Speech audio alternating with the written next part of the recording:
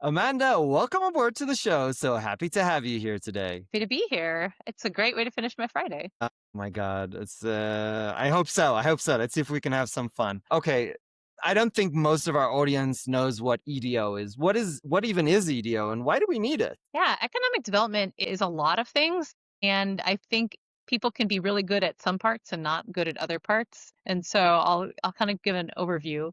Like the purely capitalistic perspective is that economic development is helping cities, counties, states increase their tax base, right? It is increasing your sales tax base, it's increasing your property tax base through whatever means that Wait, you hold on, have. hold on. Don't we want to pay Yeah. less taxes? Why do we want to increase our tax base? That's weird. Well, most cities, counties, and states are funded by your taxes. And so all the services that residents really like parks and recreation and nice roads, no potholes, all of that is funded by local taxes. Not all of it. I mean, we do get some income tax that goes through, but my goal is not to do anything about your income tax. No, My okay, okay. goal is only to do things about your local Yeah. taxes. So this is not about increasing the taxes for individuals. This is about bringing businesses into the city so they pay taxes. That's right. That's right. And also having a structure and having a system that encourages people to invest in their properties That's in their wonderful. communities, What does right? that mean? Tell us more about how do you even incentivize a person to do that? And what does it even mean? Well, I mean, there is saying that like you have to have money to make money. And so that is something that is a real challenge in economic development is that a lot of people say, "Hey, that property looks like it's in disrepair. We should get a Trader Joe's. We should get a whatever, right? Something that they really, really want." And what you learn when you're in economic development is that it's not that easy, right? There's so many decisions that go into like site selection for a business to locate into your space, and cities make decisions that make it easier or harder too. Yes. For example, is there internet? For example, are there roads? For example, is there Right. water? For example, is there like it's complicated. It is. It is. And let's say you have a building that's already in place and it's just empty. Can that business do the business that they want to do there? Or is it zoned incorrectly? What does it look like to have different zoning? And it's interesting because I lived in Poland for like 10 years and they Nice. don't really have zoning. So you would have, in an apartment building, you'd have a dentist office next Yes. to you. So And okay, so yeah, why do we have zoning? Like the why Polish do we don't need have it. zoning? Well, if you listen to the YIMBY movement, we should have a lot less zoning. But I mean, the primary reason that you have zoning is so that you don't have heavy industry next to homes, so that you have places for specific industries and types of businesses that make it easy to live there and make it pleasant to live there, right? You don't The want zoning a is bar really next to a daycare, right? exactly. So zoning is really about bringing order to the chaos, but Yeah. sometimes we go a little too far, and then we need to fix our mistakes. So it's kind of a delicate balance that you need to be very cognizant about it. So you're working on something exciting. How do you even figure out what are the problems that you need to solve? Like how do you know what the questions are? Forget the answers for a moment. Yeah, that's a great question. I have been working here for 18 months now, and I feel like I finally am starting to be able to ask the right questions, which is kind of crazy that you can live in a place and be in a place and still not know what it needs and what it doesn't need. So, Silicon Valley is a really interesting place because you have residents who are really demanding, right? They're saying, "Hey, we're paying a lot of taxes. We want all of these benefits." People demand a lot, and cities have to respond to that. Otherwise, they will lose those residents, right? There's a Yes, lot this is of true. patchwork of what's going on here. And so Redwood City has traditionally been sort of like the edge of Silicon Valley, right? I was discussing with a broker. He's like, "Oh, it's the barbell. There's Silicon Valley and then there's San Francisco and then there's Everything you." And I else. was like, "No, no, we're not in the barbell." And he's like, "You're not in the barbell." I was like, Oh, that's "Okay." cruel. So I know, but I'm working on a marketing slogan, edge of Silicon Valley, edge of innovation. But I like that. um Thanks. I came up with that this morning. It felt like very inspired. But, what I'm trying to figure out is how do we balance the needs of large businesses, right? We have a number of tech firms, right? Oracle used to have its headquarters in Redwood City. It no longer does for reasons. We have a lot of businesses who come, especially biotech, that are sort Mm, of yeah, mid-sized biotech. yeah. And so how do they grow here? Or how do we attract somebody who's not So mid-size, so who's already growing, right? this is These are really, really hard this is a questions. really hard question, right? So biotech is a really interesting one. I'll put a plug in here for my wife. She works for a pharma company. It's a weird one. Like, what do you like? How do you even think about what are the needs of a biotech company? And the biotech company at the small, medium, and large is a completely different beast. Completely. It's not like Office, right? Like a Google, No. you might be providing more amenities when you Yeah. get bigger, Yeah. right? But biotech, your early stage, they don't have funding. They are not this is so exploratory as to Yeah. whether it's going to work Yeah. that they need really cheap space. And Silicon Valley doesn't have a lot of cheap space. Yeah. It's There are all certain about the places in PDUFA Silicon Valley date. that have cheaper spaces. But then when they get something that works, then they'll get some funding and then they can move into a nicer space, right? But are those spaces ready? Right. I was talking with one guy and he was like, yeah, so we want to move into this space. He's like, and I think we need a building permit. And I'm like, well, please just hire somebody who knows this. Like be a really good scientist, right? Like know your You're limits. you're Be a really good basically you're scientist and basically hire working with somebody. PhDs, right? It's PhDs Yeah. and yeah. So yeah, so the magical day is the PDUFA date, right? That's when they figure out if the FDA is into whatever they're doing. And Yeah. the magic before that is did they meet their primary key, their prime what's called primary endpoint. Yeah. And basically that is the day. That's like when they win the lottery or they're out of business basically. Yeah. Well, and we've seen so many firms fold in the last, Yes. I don't know, 6 months here, It's a risky which is business, pharma, it right? is really risky. It is really risky. And all of a sudden, they were you see these headlines, firm valued at 1 billion or firm valued at, Uh, several $100 million now $2. shuts. Okay.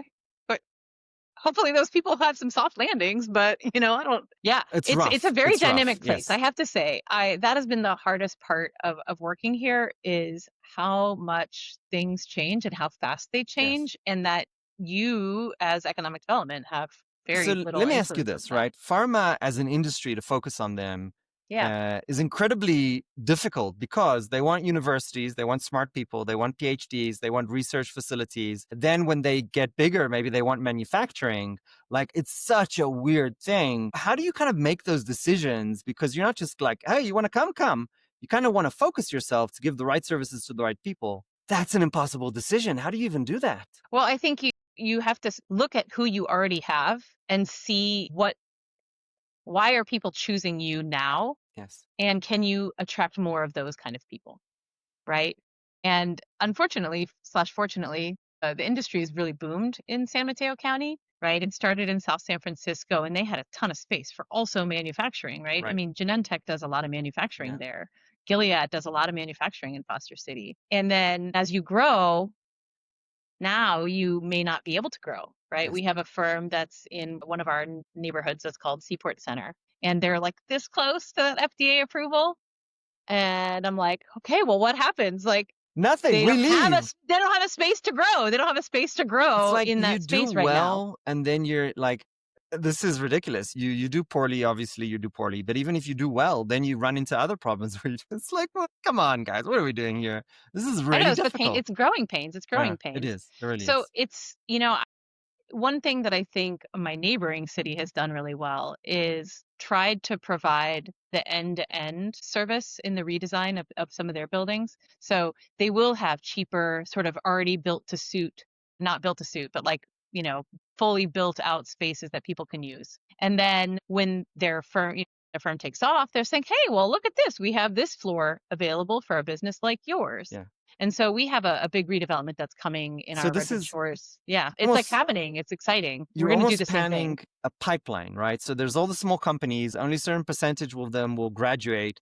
But if they graduate, that's when they're going to start paying the big bucks. So you don't want to lose them. So you Correct. almost need to plan out this conversion between the small to the medium to the large.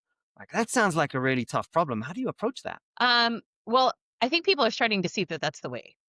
To quote right the This Mandalorian, is if the I way. want to like quote things, this is the way. You can't have those split across lots of different places. And as you redevelop spaces, you need to plan for people to not have a ton of capital in the beginning, right? You need to plan for that. And so as we redevelop some of our older life sciences properties, we're saying, okay, give me some startup spaces. Give me some larger contiguous spaces. And now give me also some medium spaces where people can grow. I think that's not how it started, right? I mean, there's so much garage ethos in Silicon Valley, which is Yes. great. I mean, but it's biotech is more expensive than a garage ethos, Yeah. unfortunately, right? You really do need a lot more of an infrastructure to start your biotech Yeah. firm. I can't remember what the numbers were, but there's a really smart PhD. Her name is Moira Guns, and she has a podcast called Biotech Nation. She's like my all-time favorite, I guess, podcaster. I don't know. She's much bigger than a Oh, I'll have to podcaster. check it. Yeah. And I'm a big biotech fan.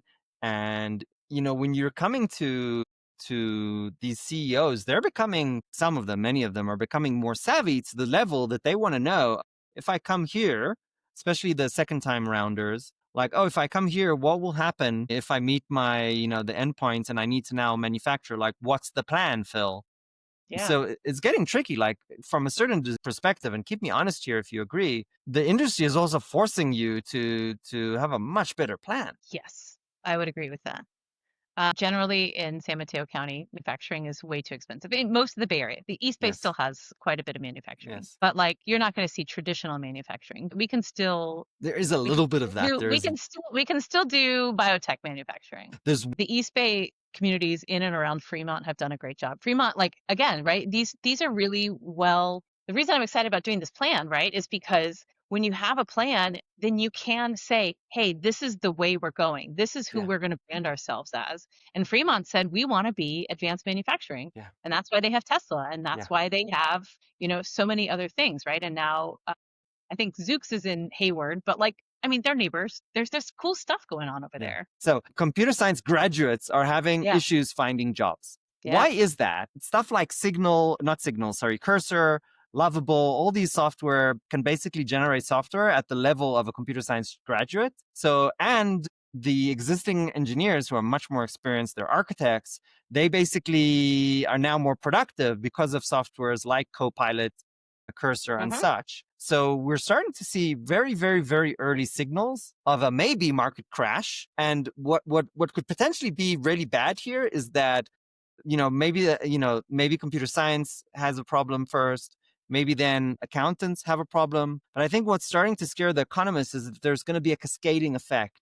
And what that means is that multiple industries will start to crash at the same time. And what companies do, it's not nice to say, but the first thing they do is they try to save money, so they increase their share price. I don't know how many years after supply and demand will realign again, and then there'll be hyper growth.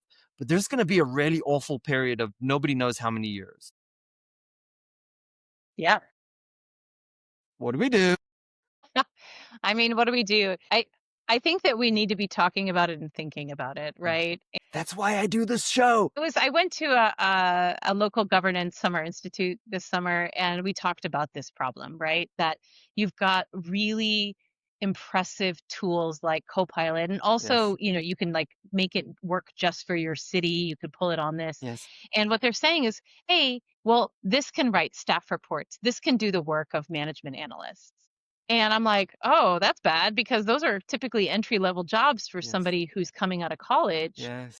who's learning how cities work and gives them an opportunity to understand, how does this system work, right? So And hold on. Let me just scientists, right? It's the same, right? hold It's on. the So same. what Amanda is saying, and this is brilliant, is that if you think about the kind of growth trajectory of juniors into seniors, if you stem the juniors, you're going to have a problem later on. So this is Hmm. basically what's happening in Japan, right? So when you think about the kind of elderly population, Hmm.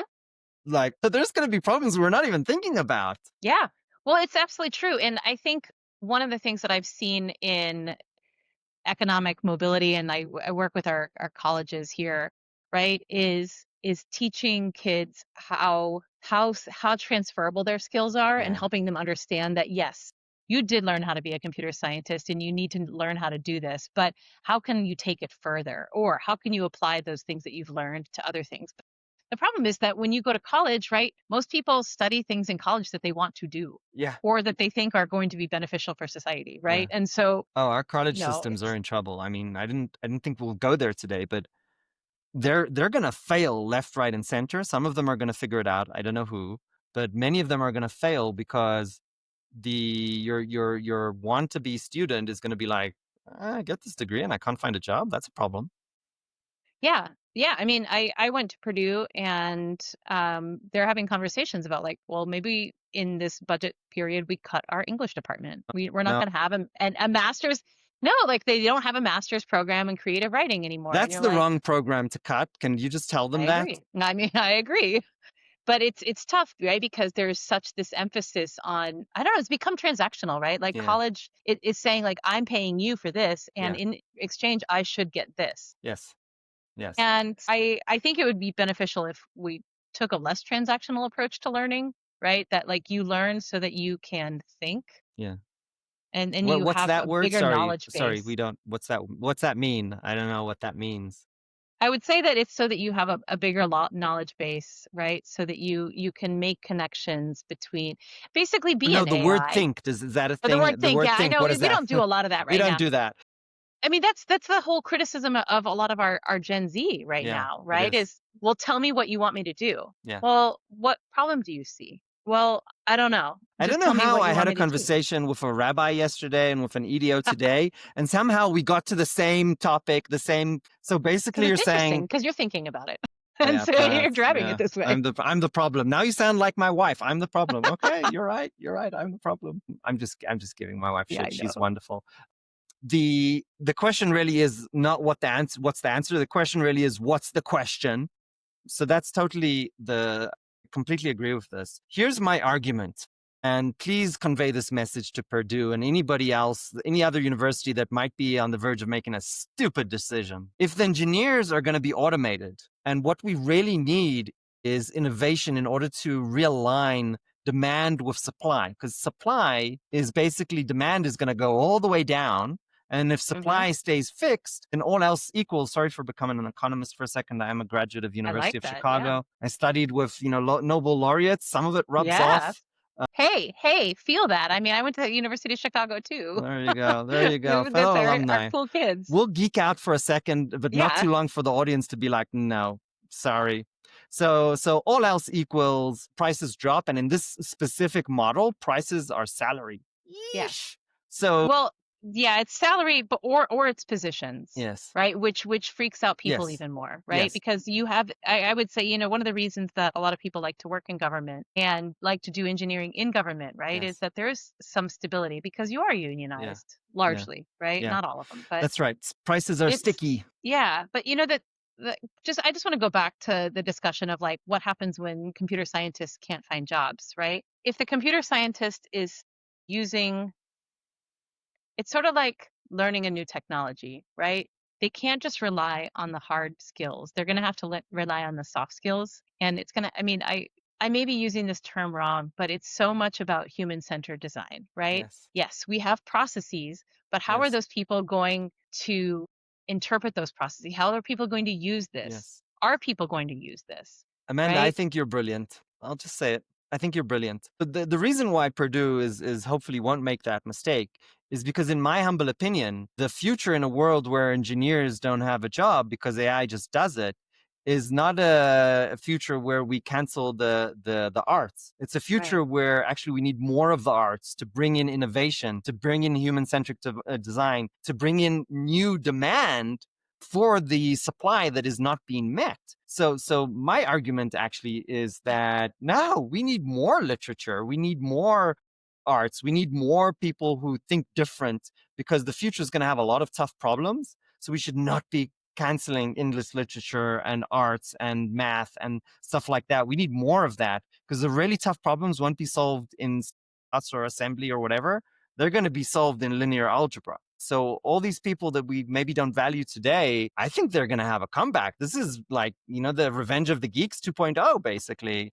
This But is, it's a different kind, right? I hear about it's interesting. I mentioned that I lived in Poland, and the Polish university system is just really different than the U.S. University system, and they're very technical, right? It's like if you get an engineering degree, you study engineering, and you don't really do electives like Americans do electives. And my husband was like, "Yeah, that's smart. Why do I need to waste time and money on these things that aren't going to help me be a better, whatever?"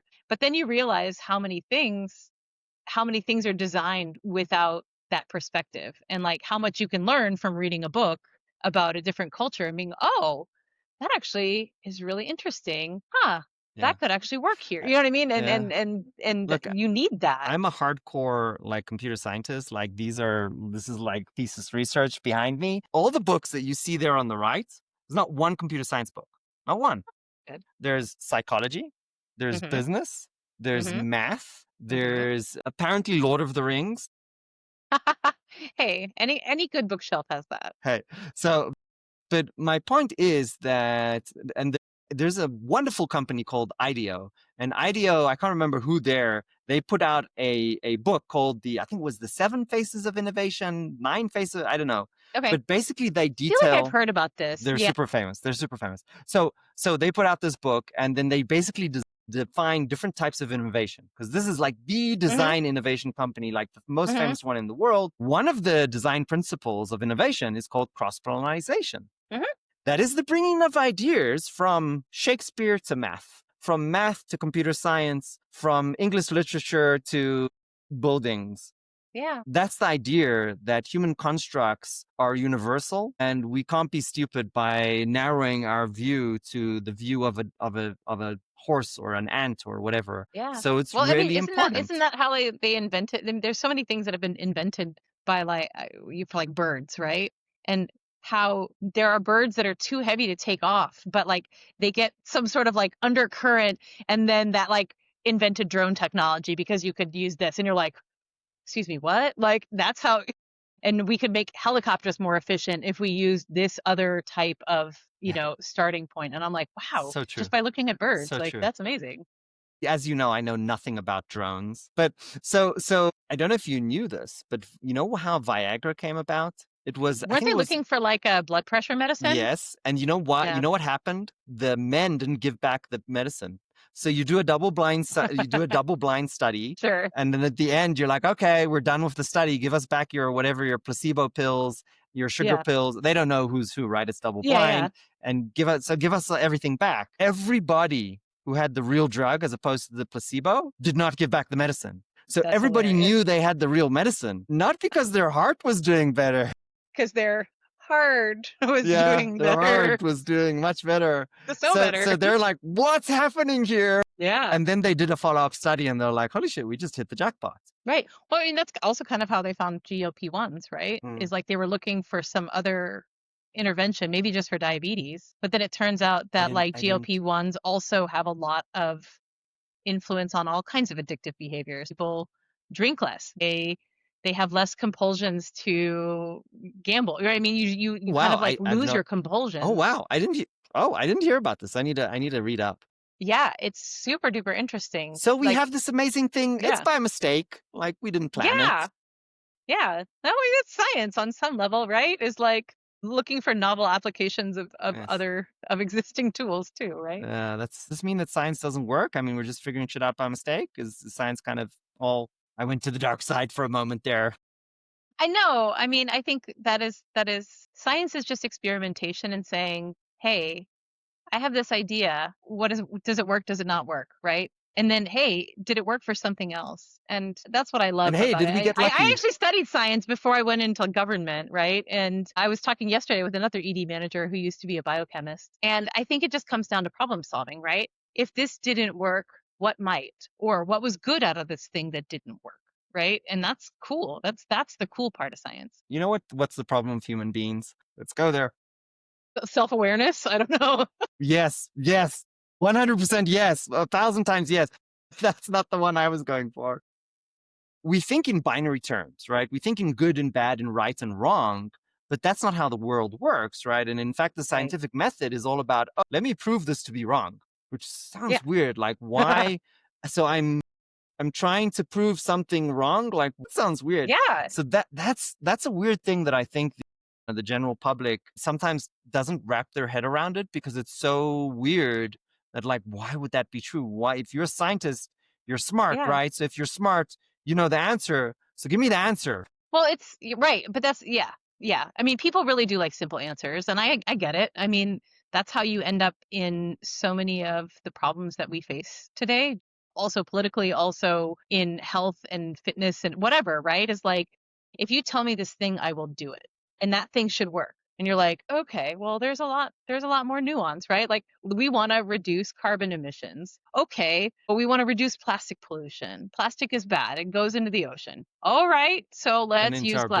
Oh, bloodstream. it turns out that raises carbon emissions. What? Like there's so many trade-offs that I don't know. I was reading an article today and it was talking about like instead of asking people, would you pay more to reduce emissions? Like having people really start to understand what trade-offs are. That I mean, look, I mean, I said self-awareness. Heresy! Burn her! Everybody wants She's a everything. witch! I know, but trade-offs are really important. And when you just present things as binary, like we can have this or Yeah, we can't, yes. it's like, well, what am I Oh, Amanda, the not next thing you're having? gonna ask politicians not to speak in bite-sized, sentences. Come on now. I'm an elected official and it is very hard to work in this environment. I will I'm gonna tell get you that. this show is gonna get you fired. But why politicians are incredibly smart. This is a very rarely known truth. The other rarely known truth is that politicians will be at each other's throats, and then 5 minutes later they'll be thinking together on how to solve an actual problem. But it's kind of funny because there's this like public show of like we're bad, they're good, we're good, they're bad. But then the politicians are working together like every single day, Yeah. and Yeah. they won't admit it to the public or to people in their party, but they kind of like other people on the other side. Like it's kind of weird. Like why do we need to be so subversive, so like extremist? Why do we have to be like they're the Yeah. devil? Like why can't we just be like, no, I actually enjoying working with this person, he's reasonable. But I yeah, think you they still see that. I think you still see that at the local level and even at the fair, state level. that's fair, But the problem is that like our national politics have become very, very very bad. like polarized Yeah, and they seep down. So it's like yeah, even if you're a really reasonable local Democrat or Republican yeah, or third party, you're still tagged with this sort of national nonsense yeah, that's nonsensical. And at the end of the day, politics does influence the things that get made, right? yes, We started zoning, right? And yes, part of the reason we have zoning is because there are politicians in these local towns that say, I don't want yes, that. yes, Period. I don't want yes, that in my backyard. I don't want that in my town. yes, And maybe a neighboring town will say, I do want that. yes, Maybe another neighboring town will say, oh, I don't want that either. And then it has to go much further, right? But when you have a whole bunch of people saying no or a whole bunch of people saying yes, you get a totally different landscape than if you have different preferences in different places. right. So this is an incredibly interesting problem because even in one community, there's a lot of dynamic trade-off where if you help one part of the community, you're quite literally not helping another because there's a finite budget. These decisions are incredibly difficult. So in European countries where drugs are free, the way that they do that is they have to decide what the basket is. So what are the drugs that are free? Because if it's not in the basket, like we can't pay for everything. So there needs to be a basket basically of the free drugs. And then there's a special committee that's made out of like, really smart Mm. people that are basically deciding who's going to live and who's going to die.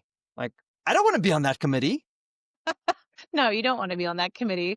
And that's why they try to like go to data, right? That's why you get what do they call them? It's like actuaries, like that's why you get the actuarial tables. These are the people that give dollar values to people's lives. I'm not a huge fan, but the actuary approach is one approach, but we need to use heart with math, not just math. Yeah. So there's I a agree. I mean, I think we started at that premise of you can't be a good scientist yes, without heart, right? You can't be a good mathematician without heart. this is true. This is It true. would be not it would be nice to be able to solve problems without emotions, but people are people, right? It doesn't work like that. There's all these movies where the aliens come and they're like, oh, like your emotions are your weakness, humans. And then they're like, no, our emotions are what make us strong. It's our strength. It's our strength. But I I, do think it is our it strength. is. It is It our is. weakness. I mean, I don't know, right? It's I, both. I think that was one of my very first leadership lessons when I was in my first job out of college was, Amanda, you go really hard, which is a real advantage, but also you go really hard, which can put people off. I'm like, oh, that's interesting, right? Isn't it wonderful that our advantages are also our disadvantages at the same time? Yeah. So if you Yeah. criticize somebody for their weaknesses, you're criticizing them for their beauty as well. Ouch. Ari, you should make that like a whole theme. That was good. Oh, Lord. I don't know. Anyway, this podcast is about helping government prepare for the impending doom of AI, which will That's right. last for some years and then hopefully blow over. But Yeah. so, okay, so how do we prepare for this, collapsing of industries? Obviously, there's going to be new industries that emerge, but we need to figure that out. So we need the innovation to figure that out Yeah. and create those industries. We need to get ahead of the curve. We can't wait until the industries collapse to train our people and prepare them for this future. We Right. need to we need to redo our universities. Like it almost feels like we need to reprogram the entire government operating system. Good luck. I don't know if you've noticed how slow government moves, but it's designed that way so Well, that we think for good through reason. everything very, very closely. Yes, for good reason, by the way. Yes, Yeah, it's intentional, it is right? Is it intentional. intentional? But okay, so we need to move fast, but we've designed the system to move slow intentionally. We don't want people like changing government overnight. That can be that that happened in Russia and in China, and like that can be dangerous. So this is an internal conflict or a paradigm in how government works that is gonna either save us or fail us. How do you even think about this? It's a very, very good point. I mean, I do think a lot of people are thinking about this. There are, task forces on AI in education, not only in using it for teaching, but also in teaching how kids how to use it, Yes. right? And I once expressed in my like economic development newsletter that I was not a huge fan of AI.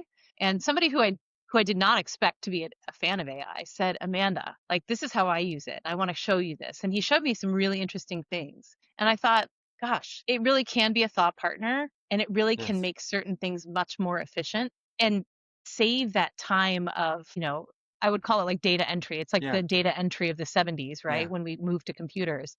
But the truth is that there's going to be a part of the industry that in part of the people who lose their jobs Yes. and those jobs aren't coming back, No. right? It's the same people who, programmed Fortran. Yeah.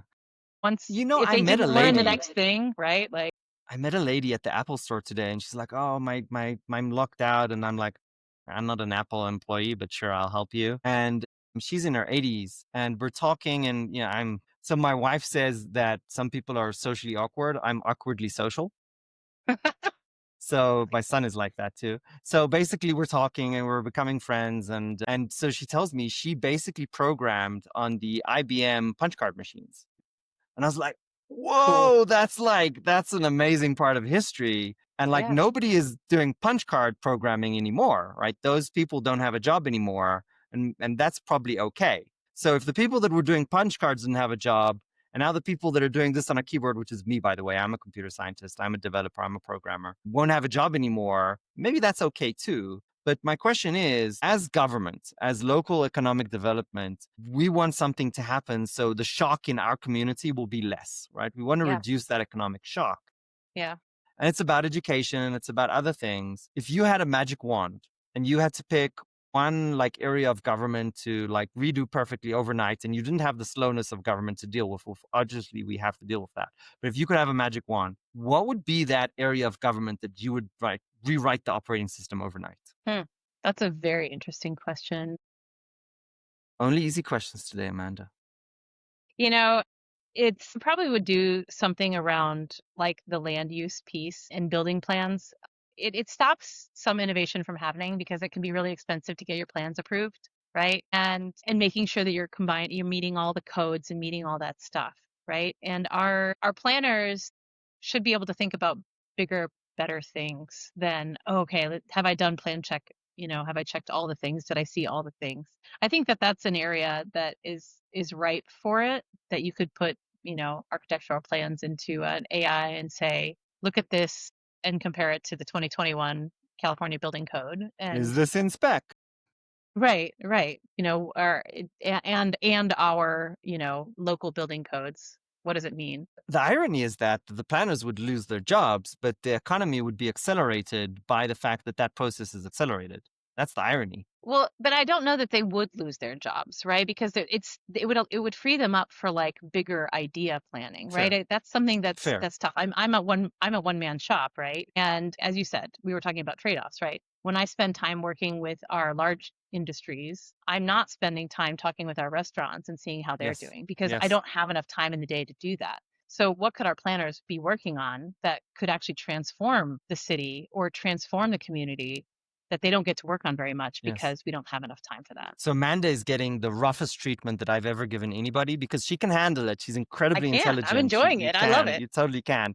So basically, I said to Amanda, like, oh, like you want to take people's jobs away, and what she said, really, which is brilliant, is that demand will meet supply, and that is absolutely brilliant. And in government, demand can eat supply, it can meet supply easily because you don't just go and fire people. Unfortunately, in the commercial environment, that does happen because you have share It does. prices.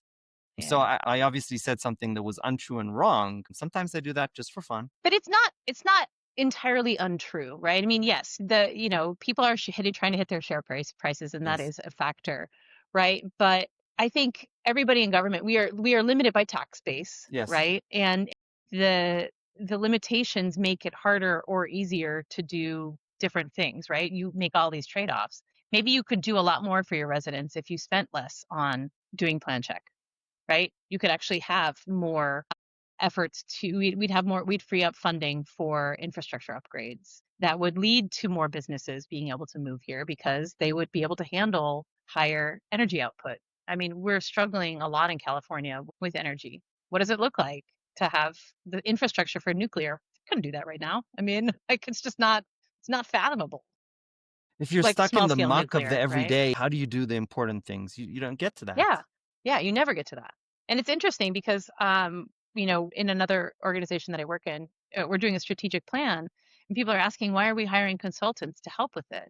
And it's like, well, because we still have to keep the boat rowing, right? We still have to keep going, but we're also doing this transformative stuff. The person who's doing this really can't be the person who's doing that. There has to be more capacity to This do this new thing, consultant is you know? hired for 3 months, and this is the only thing they do, and they're experts. And we're running the show, and we can't stop and do something like. I don't think Yeah, people get that. And you hire that consultant for 3 months. Sure, they're expensive, but you're not hiring a team of 5 people to work full right. time. That's way more expensive, right? Right. Right. But Like, people get afraid about that. They worry that yeah. well, you could have had staff, and you're like, well, we could have, but what does it look like? It's having that additional extra capacity for a But short that's period of time unfair is pretty because special. you have a budget, you have a tax base, and oh, we could have had that. Okay, but then okay, are we having less officers on the streets, or are we having less safer streets? Like, or are we having less teachers, or are we not fixing the roads? Like, you decide. And then they're like, Right, but people don't like trade-offs. They don't really like to be faced with that. no, And I mean, I can understand why. I mean, it's why for all the stuff that politicians have to do, I mean, they do have to make hard decisions yeah. and say, well, in this budget, this is what we're going to focus on, and this is what I think is most important for the next 2 years or whatever. And that's a hard position to be in because there's going to be a lot of people who are unhappy. I don't know what again, like politics. One of my favorite phrases in politics is being a successful politician or being a successful government person is disappointing people at a rate that they can withstand. I love that.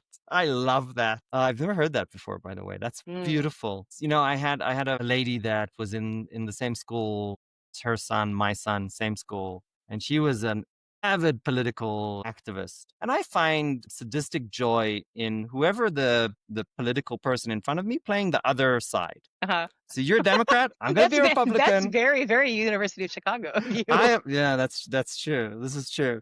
So you're a Republican, I'm a Democrat. Whatever you Yeah. are, I'm the Whatever you are, opposite. I'm gonna be the other Whatever one. you are, I'm playing the opposite. It's like I used to be a dungeon master when I was a kid. So Okay. so this idea of telling stories and thinking through scenarios is obviously Sure. very U Chicago. So she's like, she was playing side X, I was playing side Y, and I'm like, "Ah, that's brilliant. Let's do that. Where do we get the money from?" So she's like, well, taxpayers are paying for it. I'm like, we're increasing taxes? And she was like, no. So where are we taking it from? So I went down this discovery kind of going down this path of saying dynamic trade-offs without saying Hmm. dynamic trade-offs. It Right. didn't end well. No, it doesn't, right? I mean, Doesn't. it doesn't. And It's that's easy to shout that's slogans. science, but that's science, right? Because you're going to get to this point where you fail Yeah. because you are going to fail somebody. Yes. Yes. And I would say that the whole like definition of equity is trying to fail different people regularly. Right? I mean, yeah, Okay, let's that's I just came up with that on the spot. But right, like you don't want to keep failing the same community again and again, yeah. right? Well, And they'll so uprise, right? how can we yeah, I mean, or how do we continue to lift up communities Yeah. and give them all a chance, Yeah. right? If you fail the same community all the time, then they will uprise, and that's civil war basically. That's not good. But here's my argument. If you look at the economic model of equity Hmm. over 1,000 years, the biggest thing that created equity over 1,000 years or redistribution of wealth was not social activism. It's No, I would technology. agree. Yeah. So it's the printing press, it's the wheel, it's the horse. So Yeah. all of these technologies, right? It's putting hoofs on the horse. It's the internet, it's computers, and Yeah. now it's AI. So Yeah. sure, it's going to be horrible for some amount of years. I don't know. I don't quote me on how many because nobody knows. But it's going to be absolutely horrible. But when we look at the long run, sorry, that's an economics term, it's going to be really good. There's going to be a massive redistribution of equity. And what we've seen is that over the last 1,000 years, we have many more millionaires today than we have in the past, which is a good thing because it used to be that we had one millionaire, it was the king. That's it. And everybody else was peasants. And now you can become a self-made king or queen by getting a good education, coming up with a good idea, building your software on Cursor or whatever lovable, and then, hiring a good salesperson, and then you're a millionaire. Good job. That to me, that feels like the freedom we've never had before. I would agree. It's interesting though, because I don't know, you talk about golden handcuffs a lot when you talk Yeah. about money, right? And that people start making a lot of decisions to get more money instead of making decisions that are good for Yes. society or humanity Yes. or whatever, right? Just that the whole because right, like let's say, I mean, I think I'd be a great philanthropist if I became a millionaire. I'd give it to all good causes and I'd invest in all the right things, right? And but who am I to say that those are the right things? Right. And by having this sort of like philanthropy based equity model and saying like, okay, we can accrue wealth. Like I'm a big proponent of taxes, which I know that many people are not. But having lived in Europe, Amanda, I you do lost think all that of the there's audience. She said she I wants know. taxes. Like, well, taxes give It's us not that it's schools. yeah, I love schools. Do you I want to love have your kids at home all day? Is that what you want? I do don't. you really want that? I I don't think you don't. want that. But, you know, having lived in Europe, right, there are higher taxes, Yes. at least on the income level. They have different kinds of Yes. tax structure. I think actually the US and Europe are generally pretty equally tax burdened on some level, but in a different way. I just think that, and I guess that's the question is right. There's that institutional trust there too, that your government is trying to make decisions that are right for the Some. most people at the Yeah. right time. Yeah.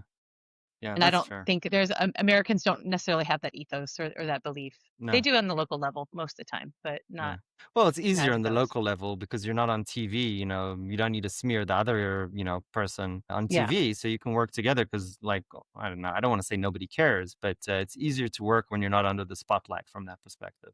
I would agree. Yeah. And these are your neighbors. You Yes. know, it's Yes. really hard to get. It's really easy to get mad at somebody who lives in California when you live in Ohio or Yeah. vice versa, right? Are they even people, those people in Are they California? even Are they right? even people? Oh, my Gosh, Lord. our good weather and beautiful. No, I'm just kidding. So, okay, okay. I say this as a person who has family in Ohio. Like I love Ohio, right? And it's The different. Ohio State. The Ohio State. The You know, I went Ohio. to Ohio last weekend and they are still using styrofoam. And like the perspective of like coming from California where it's like compostable everything. Yeah. And I get there and I'm like, wow, styrofoam, man, I Forget haven't seen this in California. I mean, Europe. years. Like, come on. Oh, years. So when I go to restaurants, I'm like, no, give me that, not the styrofoam. And I have to ask for it here in Colorado. It's not a thing. But Wow. yeah. So Redwood City is mighty pretty, right? It is. We are climate best by government test. That is our logo, our motto. Is that better than what was her name? Jane, the Chicago, the Windy City? Oh, I don't know. Climate best by government test. I mean, it is literally 72 here almost all the time. It is beautiful. It It's genuinely the is beautiful. Camelot of, right? It's that song, the Camelot song. No, This I'll is have to go listen to you it. gotta listen to it. It's Okay. like life is perfect in Camelot. The weather is always perfect. Like everything's perfect in Camelot. It's like one of these old, old, old things. Okay. Okay. Oh my God, Amanda, this has been such a delight. We've had so much fun together. I hope the audience, I'm sure the audience enjoyed it too. Let me ask you the difficult question, which is the only scripted question on the show, Okay. but it's hard. If you I had mean, you don't feel like the other ones you've asked me about are hard. Those were warm-ups for you, Amanda. All right, all right, all right. So my mother would tell me, "It's not hard, it's difficult. This is hard." That's true. Actually, when I was learning Polish, they're very specific about the definition of trudno versus like ciężki. It's like hard, difficult, heavy, you know? It's like fascinating. If you had to go back to the most difficult part of your life and give Hmm. yourself some advice, what would that be? Ooh, I've had a lot of difficult parts in my life, mostly family things. And I would say that you get to choose your own family. That's the advice that I would give my younger self. And anybody who's going through family stuff is that you get to choose other people that you get to hang out with and find those people and then they're really great. Amanda, thank you so much for coming on the show. This has been an absolute delight, and you will get something that most other guests don't get, an invite to come back. All right, I'm here. I'm here There, for there it. are only 3 guests that have come back so far, and there's only 1 that has come back for a 3rd time. Oh wow. Yeah, this doesn't Dude, I'm happen. gonna have to go to listen to that person's podcast. That It's probably sounds great. Paul. What's his name? Paul. Paul. He's an Australian. He's the CEO of a company called Octopus Deploy, I think it is. He is brilliant. He is so much fun to talk to, and so are you. Thanks. Have a great day. Have a great weekend.